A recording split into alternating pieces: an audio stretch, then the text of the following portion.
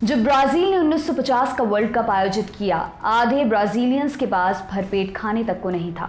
3 में से एक ही बंदे को पढ़ना आता था। आधी जनसंख्या नंगे पैर चलने पर मजबूर थी, लेकिन नेताओं को इससे क्या करना, उन्हें तो लोगों पर भौकाल बनाना था। यूरोप से सिर्फ 6 देश आए, 5 लैटिन अमेरिकी देशों के साथ अमेरिका और मेक्सिको यानी कि मैक्सिको को मिलाकर कुछ 13 देशों ने इस वर्ल्ड कप में भाग लिया।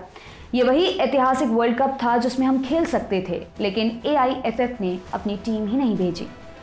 वर्ल्ड कप के देशों को देखने के बाद तय रहा कि चैंपियन तो ब्राजील ही बनेगा। जनता और नेता दोनों हवा में थे।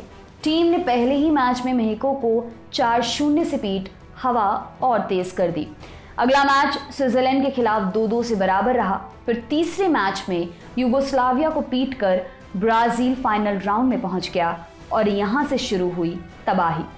स्वीडन 7-1 से, जबकि स्पेन 6-1 से हारा। हर जीत के दौरान मैदान पर टॉफियां बरसती, लोगों का उत्साह चरम पर होता। अब ब्राजील दुनिया जीतने से सिर्फ एक मैच दूर था।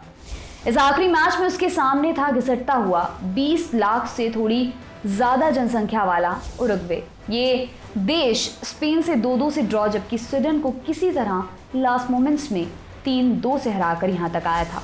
आखिरी मैच माराकाना स्टेडियम में होना था। युद्ध स्तर पर काम कर खास इसी टूर्नामेंट के लिए बना लगभग 2 लाख लोगों के बैठने की क्षमता वाला विशाल स्टेडियम। 2 अगस्त 1948 को इसका निर्माण शुरू हुआ और 10,000 से ज्यादा मजदूरों ने दिन रात काम कर इसे 1950 के वर्ल्ड कप के लिए तैयार भी कर दिया। रियो के मेयर एनहेलो मेंडेस डे मोराइस के इस ड्रीम की बहुत आलोचना भी हुई, हालांकि उन्हें फुटबॉल प्रेमियों का सपोर्ट भी मिला। खैर, मैच पर वापस लौटते हैं। इस मैच में हार से बचना ही ब्राजील को वर्ल्ड चैंपियन बना सकता था, जबकि उरुग्वे को हर हाल में जीतना ही था। मैच से पहले रियो में कार्निवल का सिलसिला शुरू हो गया। लोग पहले ही जीत का सेलिब्रेशन करने लगे। ब्राजील को दुनिया का बेस्ट बनने की खुशी में लिखे गए खास गीतों से पूरा देश गूंज उठा। मजदूरों ने भी छुट्टी मारकर अपना घर बियर और मिठाई से भर लिया, जिससे उरुग्वे को हराने के बाद जश्न मनाने के लिए कुछ खोजना ना पड़े। एक अखबार ने तो टीम की फोटो छापकर यहां तक लिख दिया, यही है champions of the world. Match से पहले टीम को सोने की घड़ियां गिफ्ट की गई। घड़ियों पर लिखा था चैंपियंस ऑफ द वर्ल्ड के लिए। यही नहीं, रियो के मेयर ने मैच से पहले टीम माराकाना में आए 2 लाख से ज्यादा लोगों और देश को संबोधित करते हुए कहा, आप ब्राजीलियाई जिन्हें मैं टूर्नामेंट के विक्टर्स मानता हूं, आपको घंटों से भी कम समय में अपने देश के लाखों लोगों द्वारा प्रशंसित किया जाएगा। आपके समान इस पूरे गोलार्ध में कोई नहीं है। आप जो हर दूसरे प्रतियोगी से श्रेष्ठ हैं, आप जिन्हें मैं पहले से ही विजेता के रूप में सलाम करता हूं। इस सब तमाशे के बीच टीम के कोच फ्लावियो कोस्टा सबसे अलग सोच रहे थे। उन्हें अपनी टीम के ओवर कॉन्फिडेंस से डर लग रहा था। उन्होंने मैच से पहले कहा, ये कोई प्रदर्शनी नहीं है, ये बाकी मैचों जैसा ही, लेकिन उनसे थोड़ा कठिन मैच है। मुझे डर है कि मेरे प्लेयर्स इस तरह खेलने उतरेंगे कि जैसे चैंपियनशिप शील्ड उनकी जर्सियों में पहले ही सिल दी गई हो। ऐसा ही हुआ। सेकेंड हाफ में अल्बिनो कार्दोसो ने ब्राजील को लीड दिलाई, लेकिन हुआन अल्बर्टो शिफिनो और अल्सिदेस गिरजा ने गोल मार उरुग्वे को जीत दिला दी। बताते हैं कि इस जीत में सबसे बड़ा रोल रियो में उरुग्वे के काउंसिल मैनुअल कबायरो का था। कबायरो मैच की सुबह यही है चैंपियंस ऑफ द वर्ल्ड वाले अखबार की 20 कॉपियां लेकर अपनी टीम से मिलने पहुंचे थे।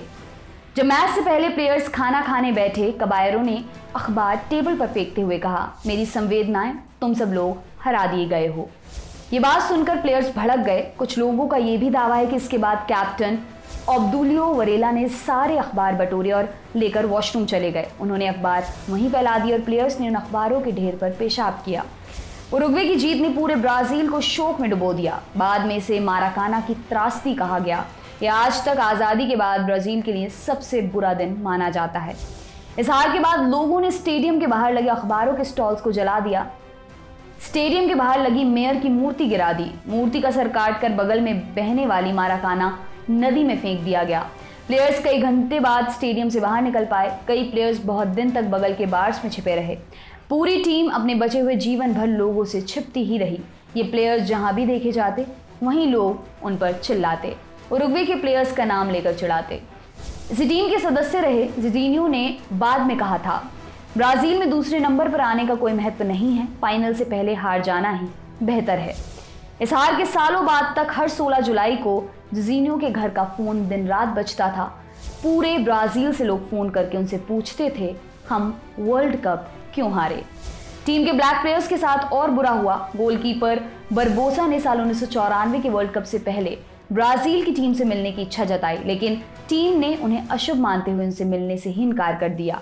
राजनेता और पत्रकारों के अति उत्साह ने न सिर्फ ब्राजील को उसका शोक दिया, बल्कि तमाम प्लेयर्स और उनके परिवारों को हमेशा के लिए बर्बाद भी कर दिया।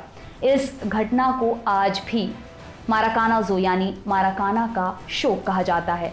आपके लिए ये तमाम जानकारी लाए हैं हमारे साथी सूरज। मेरा नाम है दिव्यांशी। शुक्रिया।